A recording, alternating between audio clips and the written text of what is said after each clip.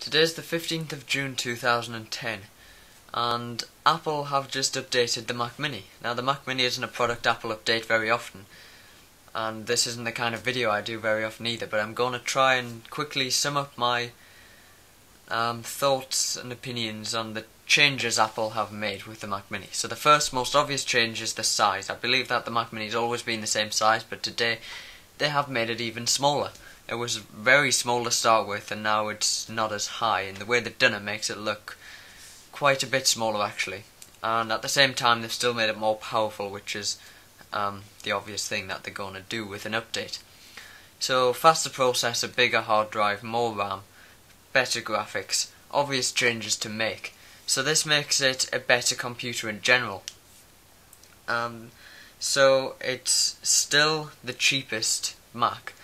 So someone perhaps buying their first Mac would still choose the Mac Mini, but at the same time more people will be able to choose the Mac Mini rather than spend more money on an iMac, because it's more powerful and more capable of general tasks, and even more powerful and intensive tasks as well.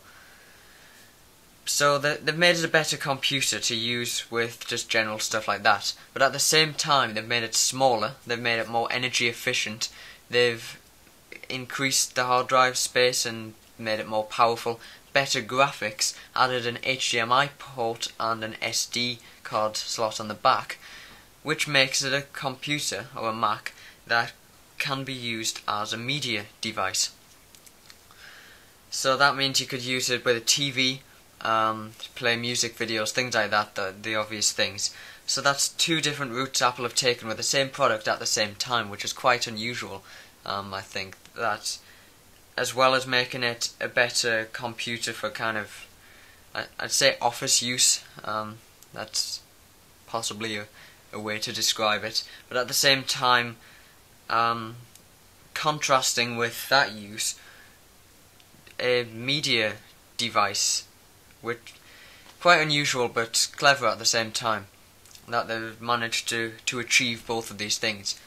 And the third thing they've done is kept the server version of the Mac Mini, which they didn't introduce that long ago. So this is similar but even faster processor, at least comparing the base models. 2 hard drives, I can't believe they've managed to get both in there, with the size it actually is. More RAM, and it comes with the server version of Snow Leopard. So that's a kind of third completely different route with the same product, and it's quite incredible the way they've done it. Now the Mac Mini, you think this Mac Mini server doesn't seem to go together, it doesn't kind of work, especially when you compare it with Xserve. Completely contrasting products, although they are both servers. But it doesn't mean the Mac Mini would be bad at it. Obviously it would. You can't compare Xserve with a Mac Mini. The Xserve would obviously be much better at and be able to do a lot more, but the Mac Mini would be more than capable of doing more simple server tasks. But I'm not going to go into that now. I'm just simply stating that I'm impressed by the way Apple have kind of taken 3 routes with the same product and still made it better in all 3 areas. The only disadvantage is the price, but this kind of depends on how you look at it. Someone wanting to buy a Mac Mini will clearly be disadvantaged by the increase in the price. At least in this country it's now £649 for the base model, compared to like about £500 before, and that was an increase from a couple of years ago. So it is a bit more expensive. £650 for what you actually get in terms of the speed.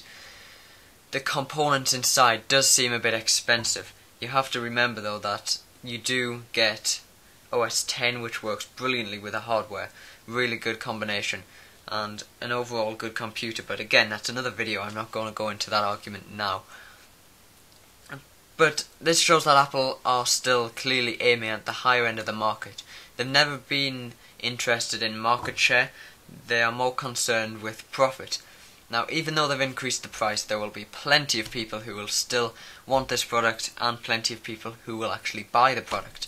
So the increase in price, although less people may buy it, Apple will obviously be getting more money from each purchase. So for them, then the market share may not be helped, but their profit will, it won't be damaged by this. And I'm guessing that they've obviously thought about this a bit more than I can, and they will likely make a bigger profit. But again, I'm going to stick to simple facts in this video. So it's more expensive, but the Mac, if it was really cheap, it wouldn't be as special when you actually bought it. Anyone who's watching this video and has a Mac may understand what I mean there. It is expensive, but in the end, I guess most people are very pleased with their purchase, and you kind of like it more since you spent so much money on it. It's a bit of a strange way to look at it, but that's how I see it. So upgrade to the Mac Mini. I think it looks really nice. Great upgrade for all of the different uses you could get out of a Mac Mini. So there's my thoughts. Feel free to leave a comment below telling the community your opinion on the Mac Mini. I'm sure there'll be plenty of people complaining about the price, especially people who are just about to buy it. I do feel sorry for those people.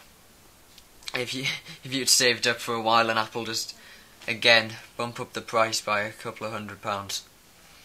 My email address is jake@jakewright.net if you want to ask me a question. Obviously now both of my Macs are old models. My Mac Mini has been updated. The Mac Mini has been updated twice since I bought mine, but never mind. My website, as you should be able to see below, is jakewright.net. live.jakewright.net is where you can watch my live video stream, and of course come and join this wonderful live chat with the great people that are here every day. Thanks for watching.